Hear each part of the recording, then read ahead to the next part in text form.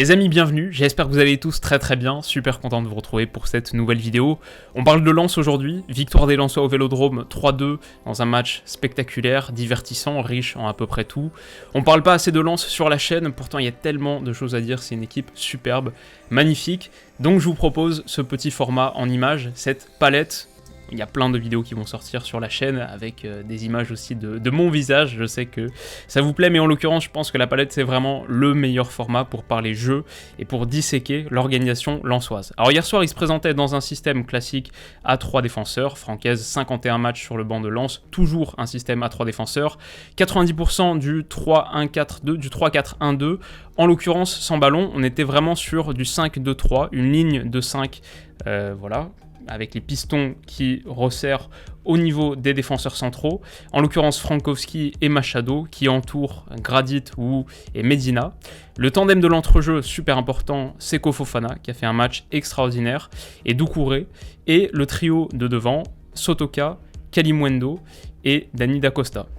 Donc voilà en gros pour l'organisation lensoise, pour le système lensois, ça nous a donné pendant la plupart de la partie un bloc médian, assez court sur la longueur, voilà ça c'est la taille du bloc lensois, il n'est pas ultra resserré, mais globalement il laisse assez peu d'espace entre les lignes, et surtout la ligne de 5 est très haute sur le terrain, il laisse beaucoup d'espace dans son dos.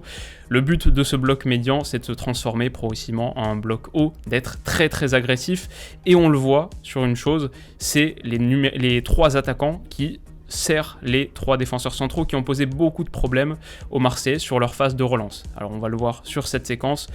À chaque fois que les Marseillais essayaient de faire progresser le jeu, et ben là, c'est pas possible.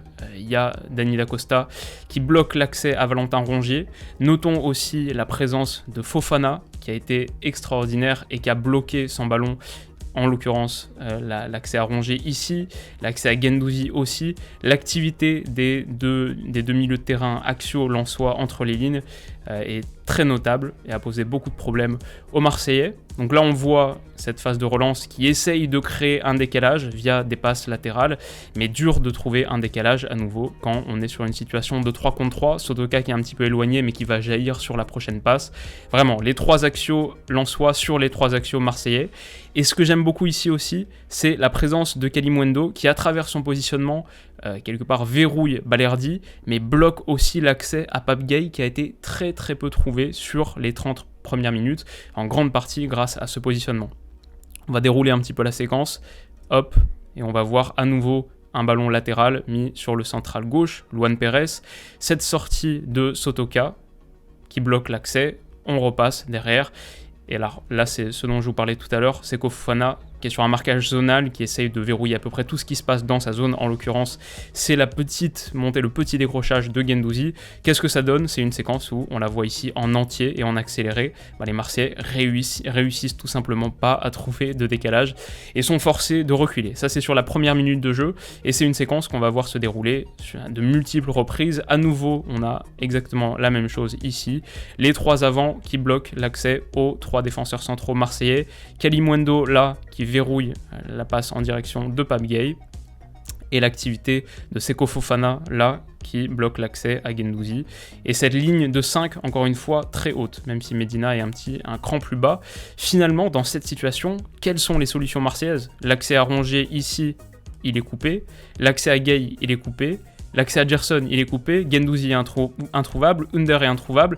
Il y a peut-être du jeu renversé à aller trouver là sur Dimitri Payet, qui d'ailleurs lève le bras. Mais c'est quand même une solution, c'est peut-être la seule solution, et encore on se doute que Sotoka réussirait à faire sur une passe longue.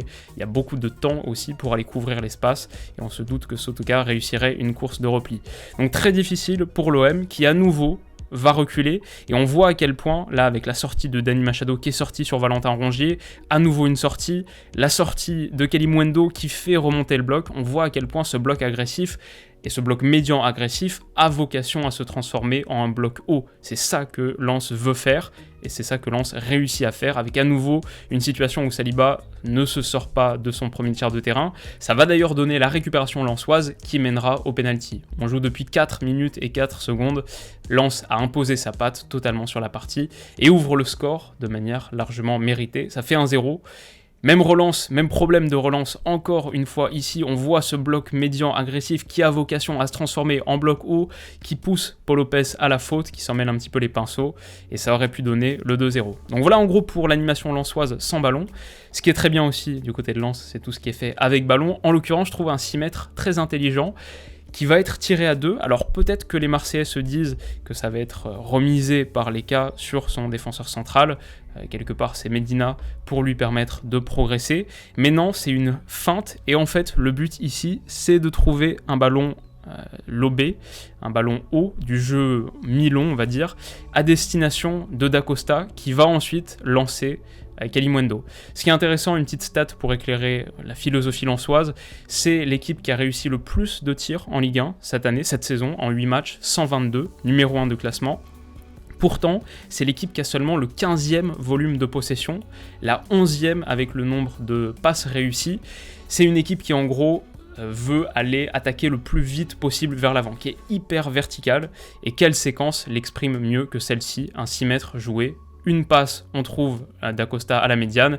Une autre passe, on lance Kalimundo dans la profondeur. Là, on voit peut-être une des limites de Kalimundo. Si c'est un joueur un petit peu plus rapide, bah en fait, en 2 petites passes, de 2 longues passes, Lens vient de s'offrir une situation de 1 contre 1. Ça aussi, c'est assez remarquable. Alors hier soir, Lens a à plusieurs reprises misé sur du jeu long. En l'occurrence, Leka à destination de Sotoka. Quelle déviation. Et ce sera une première alerte pour les Marseillais. On va revoir cette situation se rejouer dans quelques minutes. Ça, c'est pour le jeu long. Mais c'est pas la seule arme que Lens a dans son arsenal, et quand l'OM presse, ce que l'OM réussit à faire plutôt bien, bah les Lensois ont aussi la qualité technique et le courage, l'audace. Ici, Medina, c'est beaucoup de courage et d'audace, c'est la qualité mentale dont parle Francaise en interview d'après-match. Et on a vu, pour tout ce jeu long, Lens est aussi une équipe qui a la qualité pour poser le jeu si nécessaire, et il y a tellement de déplacements, tellement de solutions, on le voit ici, à travers ce ballon très intelligent mis à destination de Seko Fofana, qui s'est déporté dans une zone qui est vraisemblablement pas sa zone théorique, pas sa zone sur le papier. Il était absolument partout sur le terrain hier soir, ça s'en est aussi une bonne illustration. Donc voilà un peu pour l'animation lensoise avec ballon, ce qui nous amène au second but, et où je trouve ici la réalisation d'Amazon Prime très intéressante.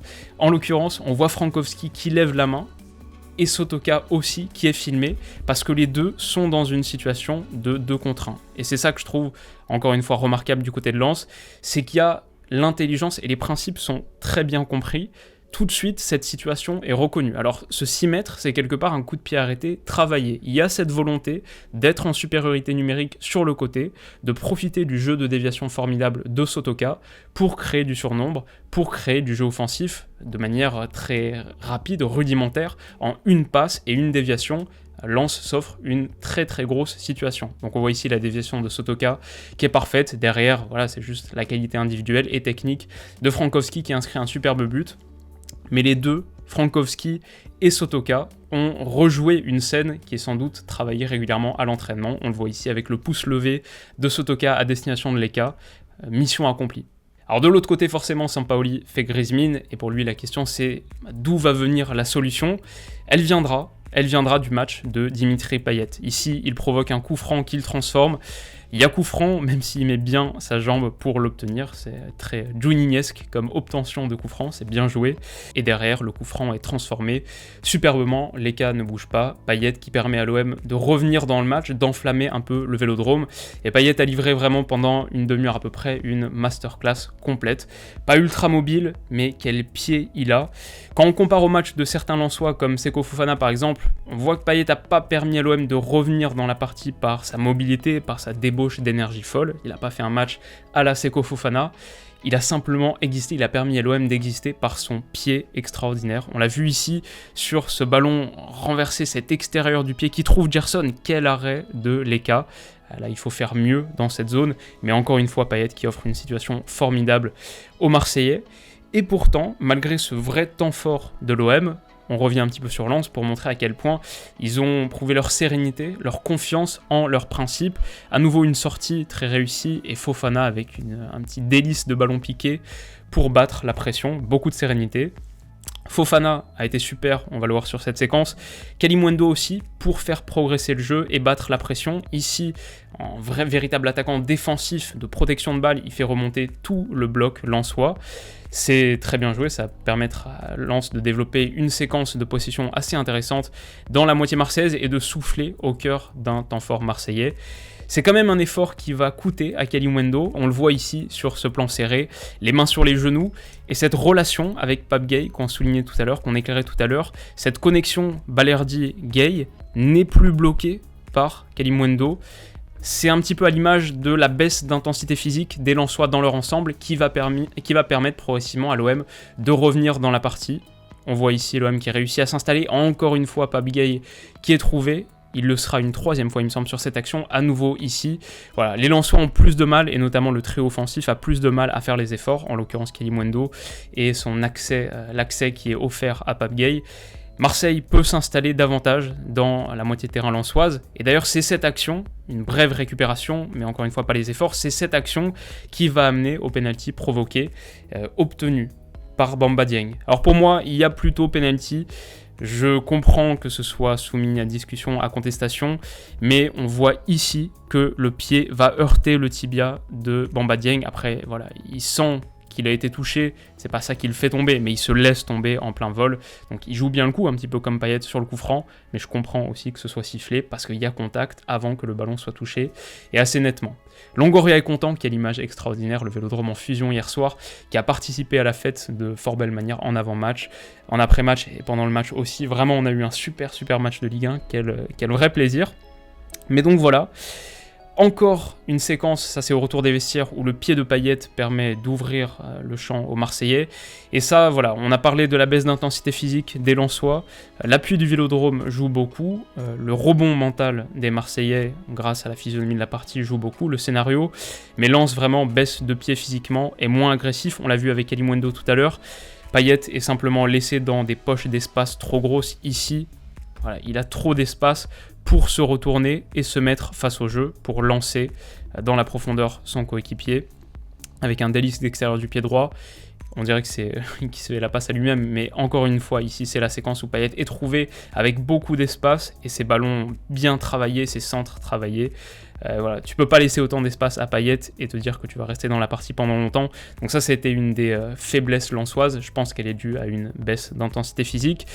La conséquence, ça a été un vrai déluge d'occasions pour l'OM. Ici, la barre trouvée par Cengiz Under. Le ballon qui revient sur Payet, à nouveau Payet, récital et super ballon pour Paul Lirola, il me semble, qui va réussir à enchaîner sur une seconde occasion, le centre pour Bamba Dieng, sa tête est un petit peu trop axiale, mais voilà, déluge d'occasion, Lens vraiment au fond du trou, un moment difficile, un vrai temps fort marseillais. Pour autant, et ça c'est encore une fois quelque chose que je trouve remarquable, c'est que dos au mur, dans un moment compliqué, Lens renie pas ses principes, et Lens ne perd pas son courage, ne perd pas son audace. On le voit ici avec cette percée balle au pied de Gradit pour battre la pression, assez remarquable.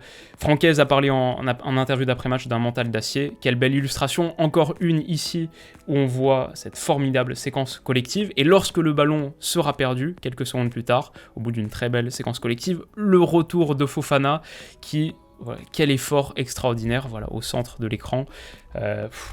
Vraiment, son match est fou. Et c'est encore une preuve d'à quel point Lens ne renie pas ses principes. En plus, le ballon est récupéré derrière, sans faute. Voilà, Lens n'a pas changé de principe, n'a pas changé d'idée en cours de partie, même quand c'était plus difficile. Alors on le voit ici aussi avec une transition rondement menée.